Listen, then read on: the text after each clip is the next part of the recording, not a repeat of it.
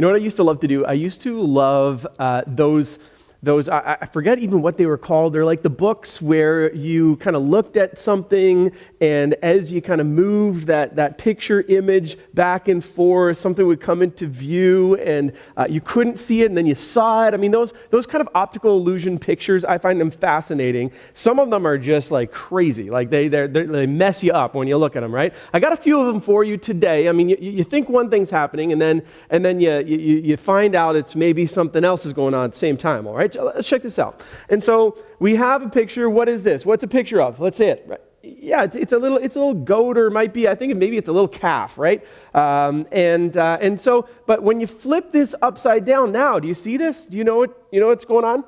What is this? It's a seal, right? So there's a seal here. I don't know if you see that, but we got the eyes and the flippers down here. All right, let's jump to the next one. Check this one out.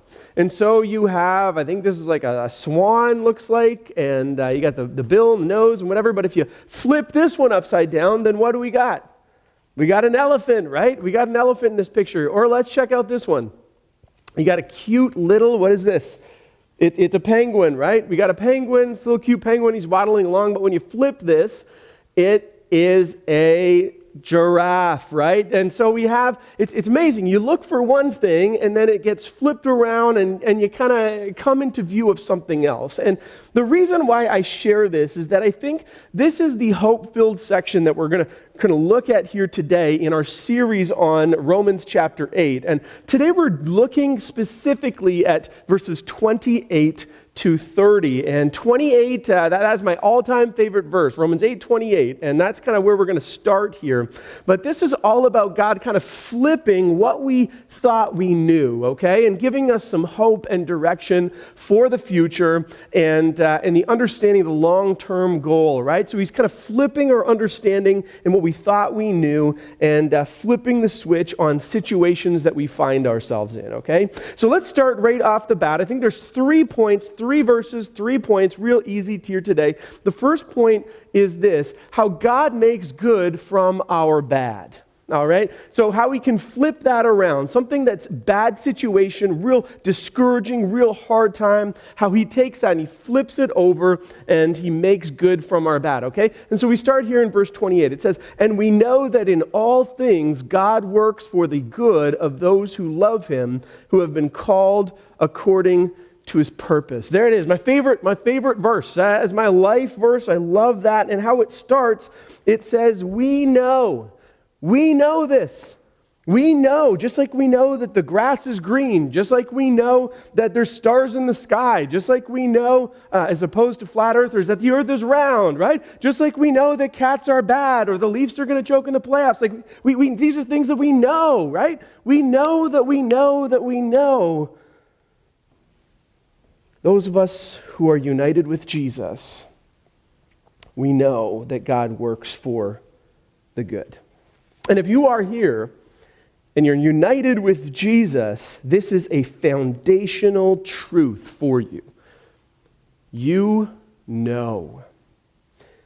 So this God is actively and intimately involved in your relationships right now. He's involved in your career right now. He's involved in your family right now. He's involved in your life. He knows everything about you, and he knows you. He knows where you've been. He knows where you're going. He's at work in all those things specifically in your life, all the things that you're going through, and he's working those things out for your good. He's working those things out for the good. And here's what I'd say. If it's not good, he's not done. If it's not good, you can just, according to Romans 8:28, right? He's not done. He is working things out for the good. And so that's what you know. It's a promise. Stand on that. It's foundational, right? So if it doesn't seem good, he's not done. And this is totally different than everything happens for a reason, right? It's totally different. I would say that is maybe the way that the world sees it. Everything happens for a reason. Like imagine my car gets broken into, and you come up to me and you're like, "Don't worry, dude. Everything happens for a reason." And I'd be like, "I know what the reason is. You wanted to steal my car, right? Or steal the stuff out of my car." It's not necessarily everything happens for a reason, right? It's that God is working, someone stealing out my car, God can work that out for the good. Someone stealing the stuff in my car, God can work that out for the good. If I'm going through a difficult situation, God can work that out for the good. Whatever I find myself in, God can work it out for the good. And you can believe that. As much as you can believe anything in your life, right? And so, he's working out good, but who's good? Who's good is he working things out? I think that's an important question. And I think we find two understandings here, or two points, two conditions on the good that he's working out. So who is it? It's those who love him, right? Those who love God. That's the promise for you. It's not for everybody, but it's for those who love God. And then second, it's those who have been called according to his purpose. Those who have been called according to his purpose. God did not save you so that you can just kick back your feet and just like relax and chill out all the time. He didn't create and call you so that you can sulk in the sorrows of something that you've gone through in the past and just sit in that for the long haul. He didn't call you so that you can sit at home and just like read books and watch Netflix all the time. I mean, none of those things are necessarily bad in and of themselves, but that's not what your calling is. You are called according to his purpose. You have purpose. You have a calling. You have something that he's led you to do, and your work will tell you. If you don't find what that is, someone else will tell you what it is. Your work will tell you, here's what you were made or meant to do. Your town will tell you, this is what you ought to be doing. Your government will tell you these things. Your teacher, your school, your parents will tell you these things. But you have to find out, what is God calling me to do? What is my purpose from my Creator, right? What does he want me to do? And people need to know that you will trust God more than you will trust them. You will 100% trust God over anything else in this world. And so let me show you the power of Romans 8:28, okay? And really what it does, it's kind of like a key that unlocks other verses that we find in the Bible. And so I've referenced a bunch of different verses here, and I just want you to see, if you know that God is working things out for the good, if that's kind of the picture in your mind, if you are seeing the long-term understanding of that, I want you to look and unlock these verses with that understanding of Romans 8:28, all right? Romans 5:3, not only so, but we also glory in our sufferings, because we know that suffering produces perseverance. Or check out this one. James 1:2-3. Consider it pure joy, my brothers and sisters, whenever you face trials of any kind, because you know that the testing of your faith produces perseverance.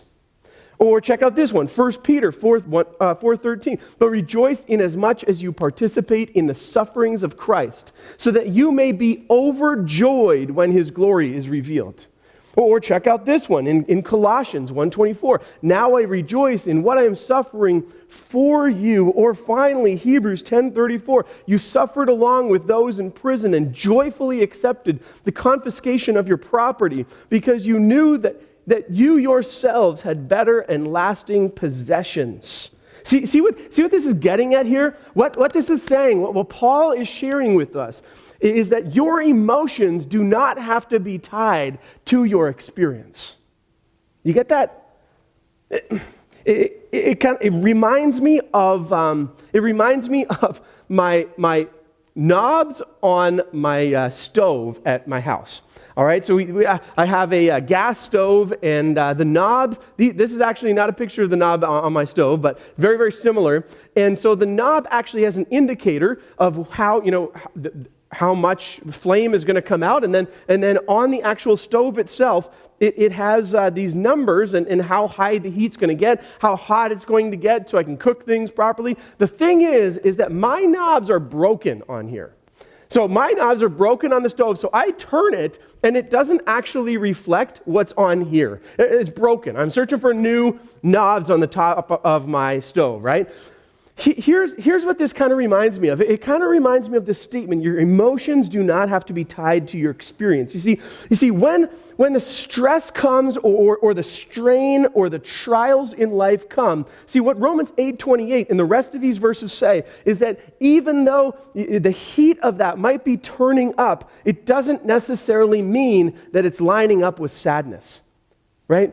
The knob could go and it could still be rising, but maybe your experience is joy. Maybe that's what your emotion is in the midst of going through something difficult, or being diagnosed with something difficult, or going through a difficult situation, or losing your job, or whatever it is that your emotions do not have to be tied to your experience. And the promise of this verse for the believer is that if you're going through something really hard, you can trust in that. You know that there's something better coming. You know that there's something more that's going on behind the scenes, that God is flipping something for you, and you can experience joy because God is working it out.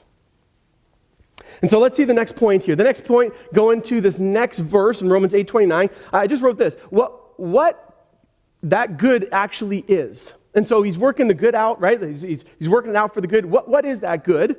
And the good is that God's end goal for you. That's where the good comes in. So the good that he's working out is your end goal. Now let's check this verse out. It says, "For those God foreknew, he also predestined to be conformed to the image of his Son, that he might be the firstborn among many brothers and sisters." He is making you into something. He is conforming you into something. This is not like, I lost my job and it's okay because God's got a better job for me, hashtag Romans 8:28. I mean, that's not what this is saying.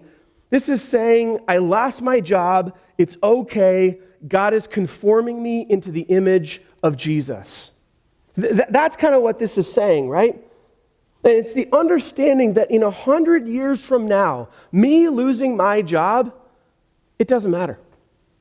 In 10,000 years from now, when I'm in heaven, it doesn't matter when I lost my job on whatever day that was, right? It's understanding the long game and what God has in mind, that he is working things out for the future and what is going on. So as we look at this verse, I want to highlight a few key words here. The first one is foreknew. Foreknew, okay? This is important, right? When I read this that maybe God knows what's going to happen in the future, okay? I don't really think that's what this is saying. This is not really what it means. It means that he foreknew you. He foreknew. He knew you before you were born. He knew you before your mom was created. He knew you before anything. He foreknew you. He knew everything about you, just like he knew Israel. He knew you like he knows you today. All right? God does not exist in a chronological timeline, and it's real difficult for me to wrap my head around this, but he doesn't have constraints of time. We exist in a Sunday, Monday, Tuesday, Wednesday, Thursday, Friday, Saturday kind of timeline in our calendar, but he doesn't work like that. He kind of sees things as like a painting, right? And he doesn't have to work in time. He can do whatever he wants, right? And so foreknew is that first one. He knew you. He foreknew you. The next one is predestined. Predestined. Now, let me explain what this means, because there's a huge point of debate among Christians, right? And the different camps of the theology and what people believe to be true and what this word means and what it defines. He knows ahead of time. I believe that he knew ahead of time that humanity needed Jesus. He predestined that the way to get to God is through his son Jesus. He predestined that. That is the plan for mankind. And to be honest, I don't fully understand it.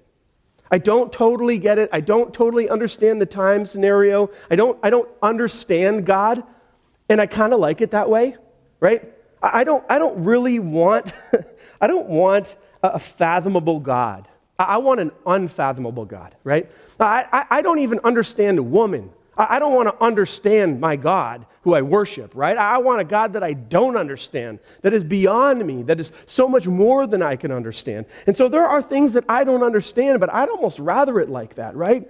because he's God and I'm not. And that's the way I'd like it. If I'm worshiping a God, I don't want to worship a God I totally understand. So here's what we know about God. He foreknew that he wanted to conform us into the likeness of Jesus. He foreknew that he wanted to make you like his son, that he was going to put that example, that he's built you and wired you and created you in a certain way. And what this means is it's absolutely amazing. What it means is that if you are here today for all the wrong reasons, and you are here today and you don't really know what you believe and you've been running away from God all the time for a very long time, I would just say, good luck to you. God has a plan for you. God has been chasing you. He will continue to pursue you. He's going, and listen, he's going to get you. He's going to get you, and the way that he's going to punish you for running away from him all those years is that he's going to save you from the rest of your life. That's how he deals with it, right?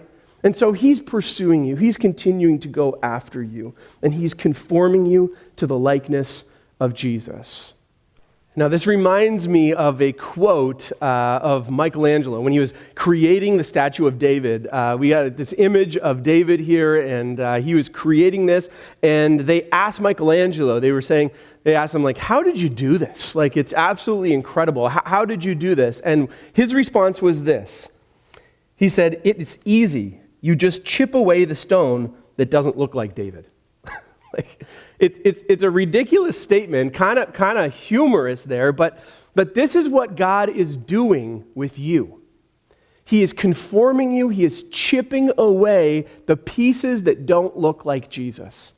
And you get rid of those, and you have, this is who I've created you to be. This is who I want you to become. This is my desire for you. And I'm working out the good for that image, right? For that image of Jesus.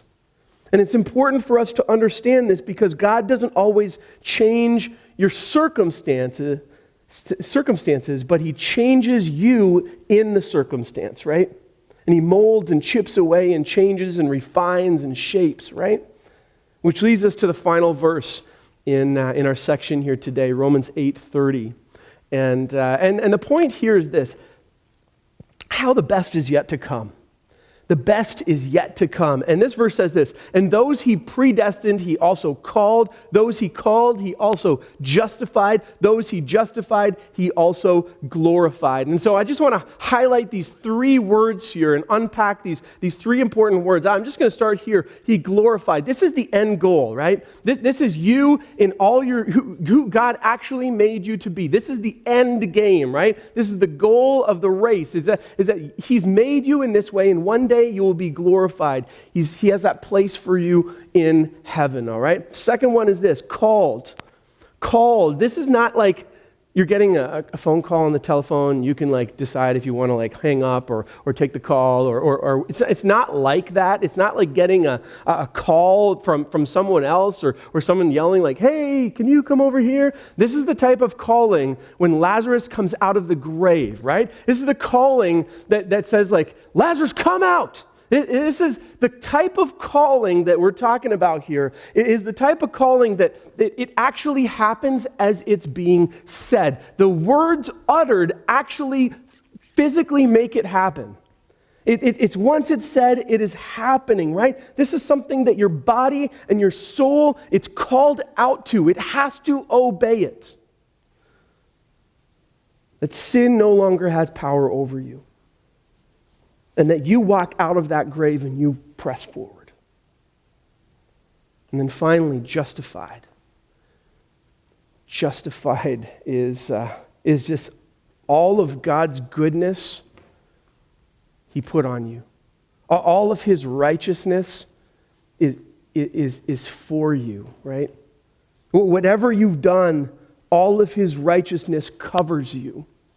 And so the mistakes that you've had, the arguments, the broken relationships, the cheating and the lying and the addictions and the drunkenness and bad decisions and the selfishness and the legalism, all of that, whatever it is, You are justified. You are covered. You are free from. You are forgiven for. You don't have to pay for it. You are no longer under the penalty of sin, and that is freeing. You know what's amazing about this? It totally blows my mind when I read this, because when I read this, it's like it's in the past tense. But it hasn't happened yet. But it has. But it hasn't. And this is God. We don't fully understand, but what we do is that He has a plan. He's made you for a reason. And He's working it out for the end goal. He's chiseling away the things that don't look like Jesus, that don't look like what He's wanted to make. You have a purpose, and your purpose is greater than you know. So run after it. Now, for those of you who are watching online, I just kind of jotted down some next steps for us, some practical ways that we can move forward in what we just learned and through the text in these 3 verses. And so here's what I wrote down here. I think this is a great opportunity to unite your life with Jesus. Like, you understand that you were made unique. You were made with purpose. You were made with a calling, and He wants more for you. He's been chasing you for so long, and I think the call here is, would you give your life over to Him? Would you bring the two together and surrender yourself? That He would do something amazing in you and cover you and forgive you for the things that you've done in your past, so you can live in freedom, true freedom, in what Romans 8 is talking about. Is that possible to take that step here today? And if it is, would you let us know? Would you contact the church office? Would you send us an email? Let us know, all right? Number 2, unlock the power of God's calling on your life. Find out what your God-given gifts are. Not the things that people might say that you have, or the things that you should do or whatever. What is God calling you to do? What are the gifts that He's given you? And then finally, step into the promise of God is working for the good in the midst of suffering. He is working for the good. He's got the end game in mind. We don't understand it because He's unfathomable, right? And He's working it out for the good. And so let me pray. Heavenly Father, we just thank You for the opportunities that You give us to surrender and to find true freedom in Your Son, Jesus. And Father, I'm praying for that person who's taken that step here today as they watch, that you would speak, that they would have a supernatural experience of letting go of who they used to be and embracing how You've made them and who they really are. Father, I'm praying that you would help us to find our purpose in You, with that end goal in mind, that You are working things out for the good of us, Your kids. And so give us strength, give us hope, we pray in Jesus' name. Amen.